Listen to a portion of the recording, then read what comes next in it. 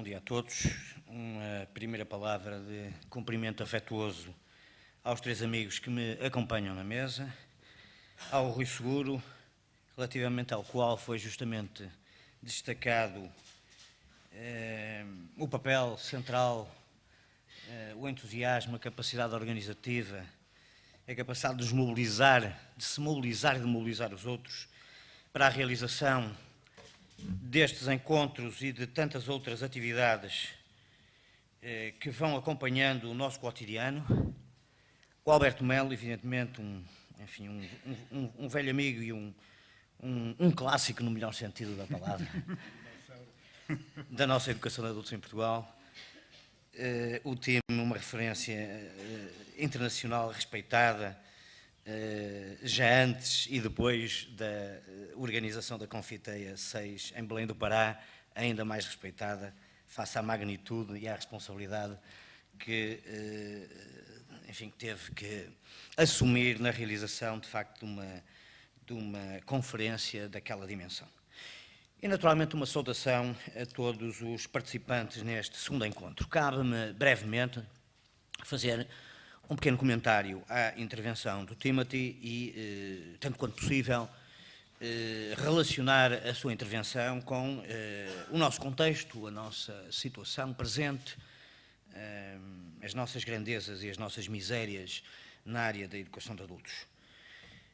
O Timothy começa a chamar-nos a atenção para um conjunto de críticas relativas a um momento de transição que se vem vivendo nas últimas décadas e que se baseia em várias ideias que aqui expressou, como, por exemplo, o culto da privatização, a um certo desdém pelo setor público, o processo de individualização na educação e formação, a instrumentalização da educação e da formação face aos agora chamados imperativos do desenvolvimento económico, sobretudo do crescimento económico e da competitividade, um exagero na centralização, um certo reducionismo da educação e formação de adultos às dimensões da qualificação, das competências profissionais, das habilidades economicamente valorizáveis, tudo naturalmente dimensões a ter em conta num projeto amplo e polifacetado de educação de adultos ao longo da vida, mas não de forma hegemónica. Quer dizer, chama-nos a atenção, Timothy, para a transição do ideal de educação permanente e de educação de adultos e ao longo da vida, para uma concepção mais insular, mais atomizada, de aprendizagem ao longo da vida, entendida, sobretudo, ele não o disse, mas creio que está no espírito dele, como uma espécie de formação de recursos humanos, de formação do capital humano. É neste quadro que eu creio que se pode deduzir das palavras dele que há algumas potencialidades no retorno a uma concepção crítica de educação permanente, onde a educação e formação de adultos se possa inscrever de forma substantiva, ampla, multifacetada, policêntrica, tudo aquilo que lhe vem faltando nos últimos anos. É Timothy que no seu resumo afirma, cito, talvez o que precisa ser resgatada é a dimensão política, criativa e emancipatória da aprendizagem e educação de adultos. E parece-me que se trata efetivamente de uma dimensão central. Eu diria uma dimensão positiva, criativa e emancipatória que, por definição, não pode estar subordinada apenas à economia, ao aprender para ganhar, à ideia de colmatar déficits e lacunas que seriam pretensamente impostas pelas lógicas qualificacionistas e vocacionalistas, isto é, dentro de um certo funcionalismo de ordem adaptativa. Os nossos grandes problemas da educação e formação estariam definidos consensualmente, restar-nos-ia não já o diagnóstico, porque o diagnóstico está feito e seria pretensamente consensual, mas restar-nos-ia adotar as estratégias educativas e formativas de perfeita adaptação, mais ou menos isomórfica, aos imperativos do ambiente, que seria naturalmente externo aos indivíduos. E é neste contexto que Timothy Ireland nos faz uma pergunta algo metafórica que atravessa, enfim, está no título da sua intervenção, mas atravessa toda a sua fala, que é a pergunta: por onde navegaremos? Eu, quando li a frase, lembrei-me imediatamente de uma possível resposta dada também recentemente por Carlos Alberto Torres, num texto que foi publicado em inglês e em português. O Carlos Alberto foi um dos autores também do Relatório Global de Aprendizagem e Educação de Adultos. E o Carlos Alberto Torres diz-nos, não responde imediatamente, mas dá uma resposta alternativa, pessimista, disfórica relativamente a esta pergunta, porque nos diz que, se nada de substancial for mudado nos próximos tempos, a educação de adultos estará a dançar no convés do Titanic. Já não será uma navegação, Timothy, nesse caso, não é? Será uma navegação por pouco tempo. Em Portugal é onde estamos mesmo, creio, no convés do Titanic. Mas já não temos razões nenhumas sequer para dançar. No quadro político de um possível desmantelamento do Estado Social, não haverá lugar para uma política pública de educação de adultos. É uma incompatibilidade historicamente provada. Todos nós que estudamos esta matéria o sabemos de há muito tempo. Entre nós nem sequer uma alternativa mercantil pujante, que o mercado entre nós sempre foi débil, nem uma educação de adultos forjada por uma sociedade civil organizada ou auto-organizada na perspectiva gramsciana, não é? É algo de particularmente notável ou espetacular, dado que em Portugal, lamentavelmente, também esta tradição de uma sociedade civil forte no âmbito da educação de adultos, e não só, não tem tradição. Mas até mesmo fora do quadro presente de austeridade e de ajustamento económico, a educação permanente esteve sempre em crise em Portugal e a educação de adultos conheceu um estatuto, entre nós, quase sempre marginal.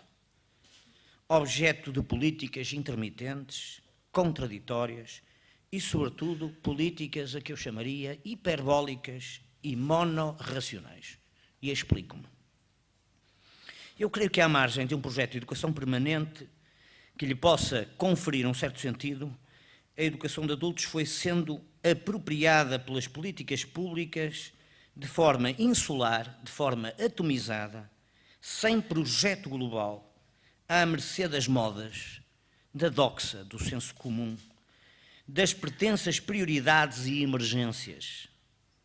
Assim como foi com o ensino recorrente numa determinada época, com a formação profissional logo a seguir, mesmo mais tarde com o reconhecimento, validação e certificação de competências. Quer dizer, sempre realizamos isto aos saltos, por impulsos, por modas, por prioridades e emergências, e quase sempre em tom hiperbólico, em tom épico, em tom exagerado, por vezes até em tom ufanista, quando não temos razão nenhuma, em meu entender, para ser ufanistas. Há aqui, portanto, uma certa dimensão exagerada, hiperbólica, do que realizamos a cada momento, sendo que o momento seguinte acaba por desdizer e contrariar esses impulsos, não é? Esses fogachos, como diríamos em língua portuguesa, não é?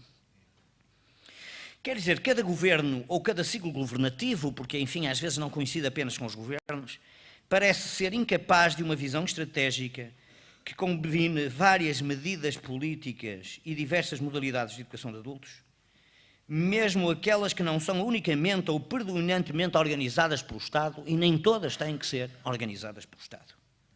Quer dizer, fazer várias coisas ao mesmo tempo parece impossível nas políticas públicas portuguesas.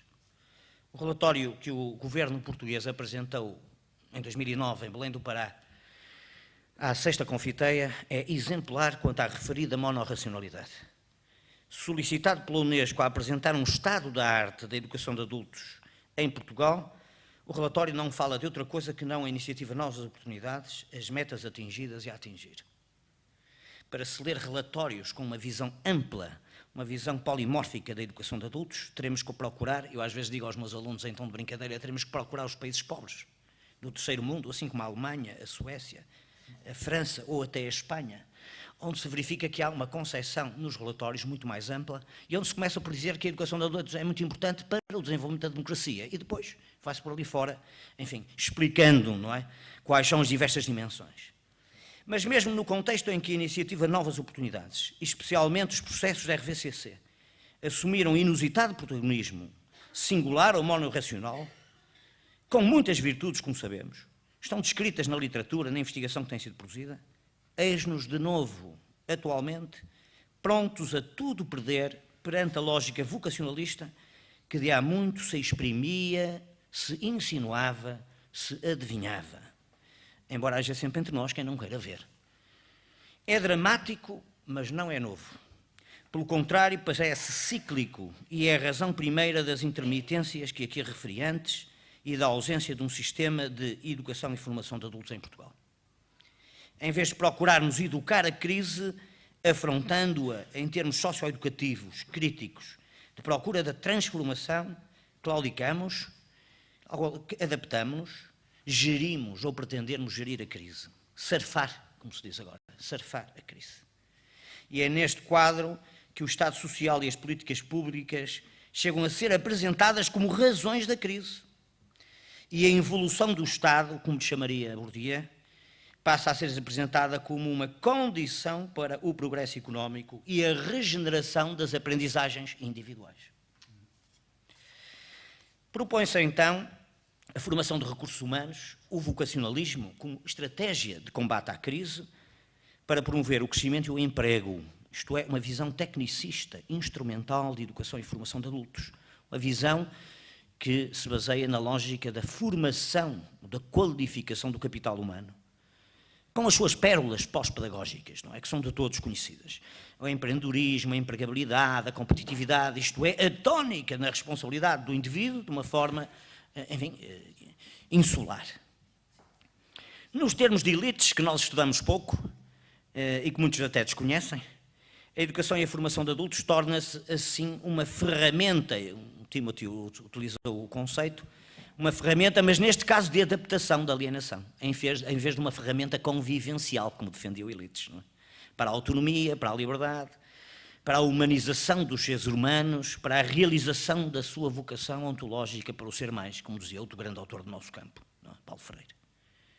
Ao contrário, tudo é agora subordinado à aquisição de competências e de qualificações, esquecendo que, como observou outro clássico esquecido e que conheceu bem Portugal, Ettore Gelpi, as qualificações e as competências por si só podem gerar violências desastrosas para a sociedade e inclusivamente para a economia.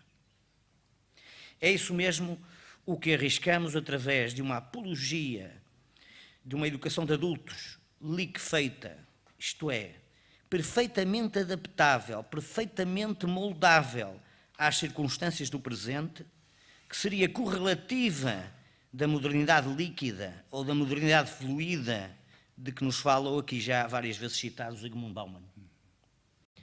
Mas isto representaria o colapso face às pressões adaptativas pretensamente impostas pela crise e pelas suas exigências económicas e financeiras, técnicas e administrativas, conduzindo, segundo creio, à degenerescência dos processos educativos democráticos e a uma heteronomia generalizada. Ora, em tempos de crise, é absolutamente necessária uma educação permanente, uma educação de adultos capazes de afrontarem a crise, de resistirem à mera adaptação e ao mimetismo, orientadas antes para a inscrição e a transformação da condição individual e coletiva em que nos encontramos.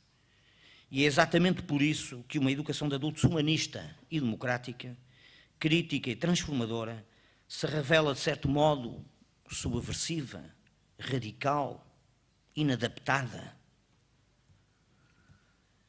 E se nem neste preciso momento compreendemos esta vocação da educação e formação de adultos, nem sentimos amargamente a sua ausência, então isso talvez signifique que já perdemos a esperança, o que é uma coisa pouco provável entre educadores adultos.